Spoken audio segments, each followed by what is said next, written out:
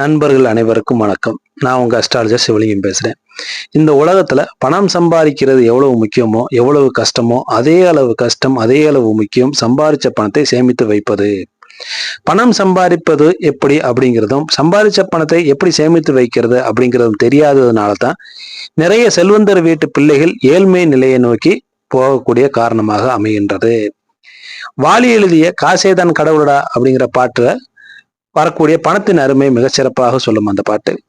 கல்லறை கூட சில்லறை இருந்தால் வாய் திறந்தே மொழி பேசுமடா, இல்லாதவர் சொல் சபை ஏறாமல் ஏளனமாக போகுமடா, அளவுக்கு மேலே பணம் வைத்திருந்தால் அவனும் திருடனும் ஒன்றாகும், வரவுக்கு மேலே செலவு செய்தால் அவனும் குருடனும் ஒன்றாகும். இந்த கடைசி லைன் தான் நம்முடைய இந்த பதிவின் நோக்கமாகும். வரவுக்கு மேலே செலவு செய்தால் அவனும் குருடனும் ஒன்றாகும். இது மிக ஆழ்ந்த அர்த்தத்துல எழுதப்பட்ட பாட்டாக இருக்கும். கேட்காதவங்க நிச்சயம் கேட்டு பாருங்க, ரொம்ப அற்புதமாக இருக்கும்.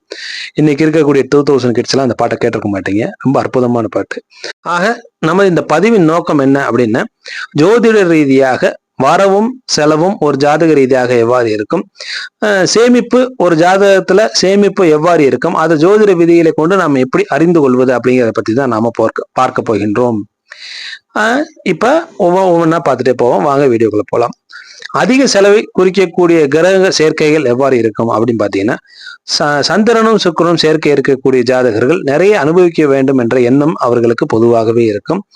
அதுவே நிறைய செலவு செய்ய முக்கிய காரணமாக அமைந்துவிடும். நிறைய ஷாப்பிங் போவது, பொருட்கள் தேவையோ இல்லையோ அதை வாங்கி குவிக்கக்கூடிய பழக்கம் இந்த கிரக சேர்க்கை இருப்பவர்களுக்கு இருக்கும். குருவும் சுக்கிரனும் ஆடம்பர செலவை குறிக்கக்கூடிய கிரக சேர்க்கை ஆகும். அதனால தன்னுடைய கௌரவத்திற்காக அதிகமாக செலவு செய்யக்கூடியவர்களாக இருப்பார்கள். நமக்கு வருமானம் கம்மியாக இருந்தாலும் அதிகமான ஒரு கௌரவத்தோட வாழணும்னு ஒரு நீர்க்குமிழி மாதிரி செயற்கையாக ஒரு ஆர்டிபிஷியலாக கௌரவத்தை ஏற்படுத்திக் கொள்வார்கள். அதுக்கடுத்தாப்புல ராகு எதையுமே ஆடம்பரமாக பிரம்மாண்டமாக செய்வது அவருக்கு ரொம்ப பிடிக்கும். பிராண்டட் ப்ராடக்ட்ஸாக யூஸ் செய்வதில் ஆர்வம் அதிகமாக இருக்கும். ஒரிஜினல் ப்ராடக்டாக யூஸ் பண்ணுவாங்க. ஆக 12ஆம் இடத்தோடு ராகு இருக்கக்கூடிய பலன்களை பற்றி பேசும்போது நம்ம ஏற்கனவே பார்த்துருப்போம். நிறைய செலவு செய்யக்கூடியவர்கள், பிராண்டடாக யூஸ் பண்ணக்கூடியவர்கள், அவர்களுடைய சந்தோஷத்திற்கும் இன்பத்திற்காகவும் அதிகமாக செலவு செய்யக்கூடியவர்களாக இருப்பார்கள்.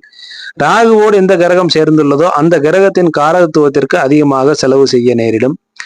உதாரணத்துக்கு சூரியன் ராகு, குரு ராகு, சுக்கிரன் ராகு, புதன் ராகு, சனி ராகு, செவ்வாய் ராகு, சந்திரன் ராகு, இந்த மாதிரி அமைப்புல வரும் பொழுது அந்த காரக கிரகத்திற்காக அதிகமாக சூரியன் ராகு சேர்க்கை இருக்கும்போது தந்தைக்காக அதிகமாக செலவு செய்ய நேரிடும்.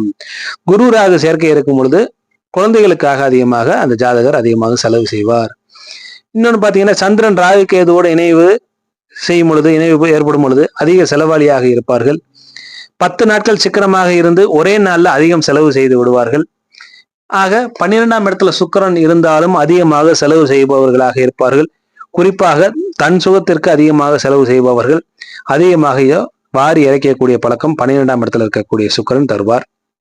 அதே 12ஆம் இடத்துல சனி இருக்கும் பொழுது கஞ்சத்தனமாக இருப்பார்கள். 12ஆம் இடத்துல கேது இருந்தாலும் கஞ்சத்தனமாக சிக்கனமாக இருக்கக்கூடிய நபர்களாக அந்த ஜாதகரை மாற்றிவிடும்.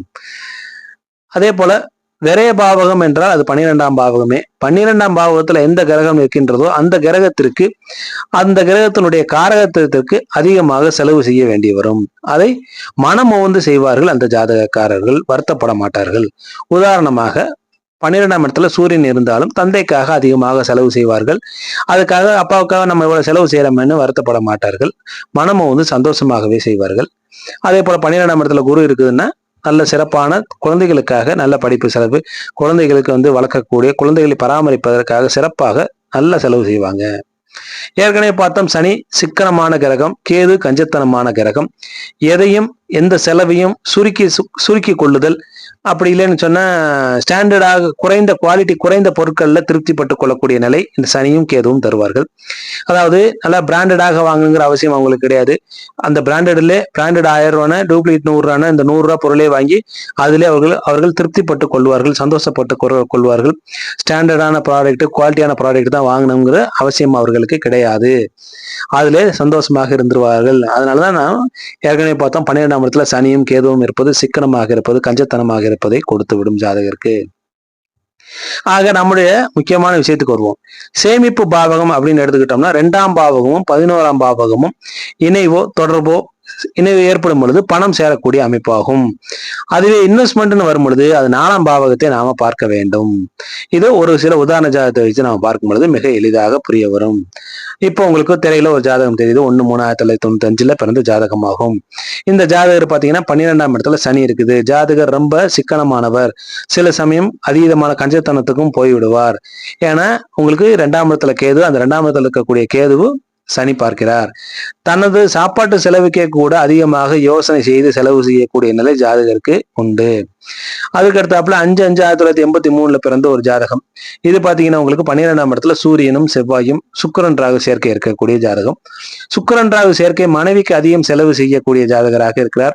மனைவியும் அதிகமாக செலவு செய்யக்கூடியவர், அதிகமாக ஷாப்பிங் போகக்கூடியவர்.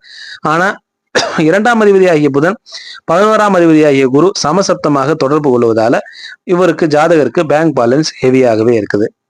அது போக புதனும் சுக்கிரனும் வேற பரிவர்த்தனை, குருவுடைய பார்வம் 2ஆம் அதிபதியாகிய புதனுக்கு விழுகுது. அதனால ஜாதகர் தன ரீதியாகவே ரொம்ப வெல் வெர்ஸ்டாக இருக்கிறார். மனைவிக்கும் தாராளமாக செலவு செய்யக்கூடிய நிலை உண்டாகுது.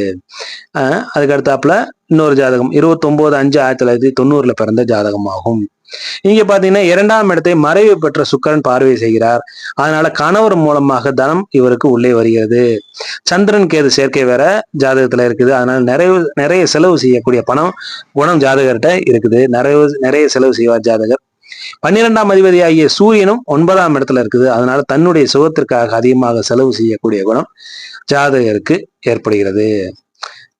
இவர் யாருன்னு பாத்தீங்கன்னா இவர் மேல சொன்ன 5/5/1983 பிறந்த ஜாதகருடைய மனைவி. ஆக மனைவியோட ஜாதகம் எப்படி கரெக்டா இருக்கு பாருங்க. கணவரின் மூலமாக தனம் உள்ள வருது. அதே மாதிரி 12ஆம் அதிபதி 9ஆம் இடத்துல இருக்குது. சந்திரனுக்கு அது சேர்க்க வேலை இருக்குது. அதனால அதிகமாக செலவு செய்யக்கூடிய குணம் ஜாதகருக்கு வந்து விட்டது. அதுக்கு அடுத்தாப்புல இறுதியாக ஒரு ஜாதகத்தை பார்ப்போம். இந்த ஜாதகம் பாத்தீங்கன்னா உங்களுக்கு லக்னத்திலே குருவும் சுக்கிரனும் இணைந்திருக்கக்கூடிய அமைப்பு. அதிகமாக பந்தா செய்யக்கூடிய பேர் வழி, இந்த ஆடம்பர செலவு அதிகமாக இருக்கக்கூடிய அமைப்பு ஜாதகருக்கு உண்டு. ஸ்டேட்டஸை மெயின்டைன் செய்ய வேண்டும் என்பதற்காகவே கடனை வாங்கி செலவு செய்யக்கூடிய குணம் ஜாதகருக்கு உண்டு. ஆக இது வரைக்கும் நாம மேல கூறிய ஜோதிட விதிகளுக்கான உதாரண ஜாதகத்தை பார்த்தோம். இது நிச்சயம் உங்களுக்கு ஒரு புது விதமான இன்ஃபர்மேஷனை தந்திருக்கும் நம்புறேன். மீண்டும் நல்லதொரு பதிவில் உங்களை வந்து சந்திக்கும் வரை விடைபெறுகிறேன். நன்றி, வணக்கம்.